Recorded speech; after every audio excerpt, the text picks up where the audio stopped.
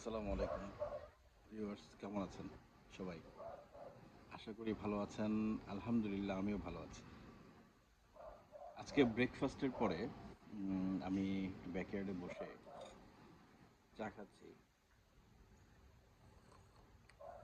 তো Facebook scroll করতে করতে আমি কারিনা কাউসার তার ভিডিওগুলো দেখছিলাম। আমার খুবই কষ্ট লাগছে। একটা অল্প বয়সে একটা ডিজিজে একটা মেয়ে মারা গেছে, অসুস্থ ছিল। খুব বেদনাদায়ক। আমিও সমবেদনা জানাচ্ছি তার পরিবারের প্রতি। কাউসার হামিদ, উনি আমার একজন ফেভারিট খেলোয়াড় ছিলেন। আমি যখন ছোট ছিলাম ওনার খেলা আমি খুব পছন্দ করতাম। এনিওয়ে, এটা স্বাভাবিক একটা ঘটনা। মৃত্যু, কুল্লু নাফসি জাইকাতুল মৌত। পৃথিবীতে প্রতিটা প্রাণীর, নট অনলি হিউম্যান, কুল্লু নাফসি, প্রতিটি আত্মার মৃত্যু হবে। জাইকাতুল মৌত। আর মৃত্যু হচ্ছে অবধারিত এবং অঘোষিত, যে কোনো সময় আপনাকে বলে আসবে না যে আমি আসছি, তুমি রেডি থাকো। কিভাবে আসবে এটা আল্লাহই জানে ভালো, যিনি আমাদের সৃষ্টি করেছেন। That is the thing. এই বিষয়টা নিয়েই আমি একটু কনসার্ন যে কারিনা কাউসার অসুস্থ ছিলেন। উনি ওনাকে ভাইরাস অ্যাটাক করেছেন, উনি ফুচকা খেয়েছিলেন।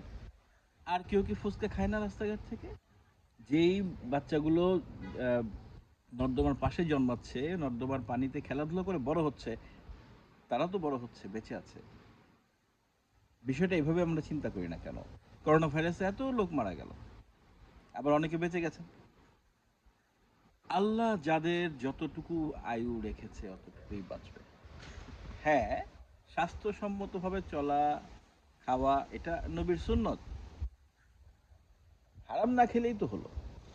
এনিওয়ে, আমি বলছি না যে অস্বাস্থ্যকর পরিবেশে চলতে হবে, খেতে হবে।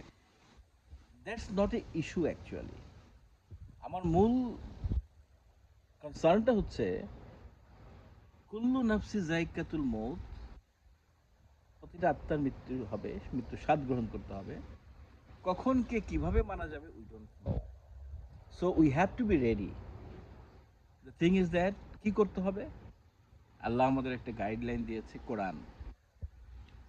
এই কোরআনটাকে আপনারা পড়েন, আমরা পড়ি, পড়ে এটাকে বুঝি, কি বলেছেন সেইভাবে করি, সেভাবে চলি। আমাদের এই পৃথিবীটা হচ্ছে short time visit and one time visit. তারপরে আমাদের স্থায়ী ঠিকানা হচ্ছে জান্নাত। আল্লাহ পাক যেখান থেকে আমাদের পাঠিয়েছেন আবার সেখানেই তুলে নিয়ে যাবেন। এটা আমার খুশি মতো না, আপনার খুশি মতো না, আল্লাহর খুশি মতো। আল্লাহ যেইভাবে চাইবেন সেইভাবেই আল্লাহ তারা নিয়ে যাবেন। সো আমার ভিডিও আমি সাধারণত লম্বা করি না। তো আমার কথা হচ্ছে একটাই, get ready for death any time, any moment. সুতরাং আমি বয়স্ক হলে হজে যাব, আমি কাল থেকে নামাজ পড়বো, এই সমস্ত ধ্যান ধারণাগুলো বাদ। আল্লাহ পাক আমাদের সৃষ্টি করেছেন, একটা গাইডলাইন দিয়েছেন কোরআন।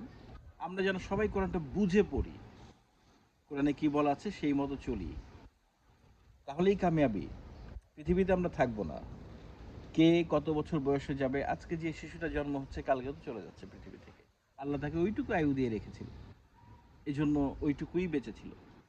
আমার চেয়ে অনেক ইয়াং ছেলে পেলে চলে গেছে পৃথিবী ছেড়ে। অসুখ বিসুখ, ছোট্ট অসুখ, সুস্থ মানুষ।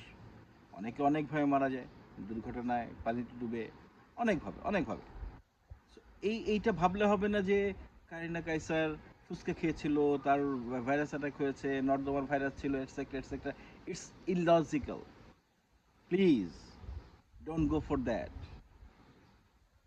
মৃত্যু তার ওই দিন লেখা ছিল, আয়ু অতটুকুই ছিল, এই জন্য উনি চলে গেছেন।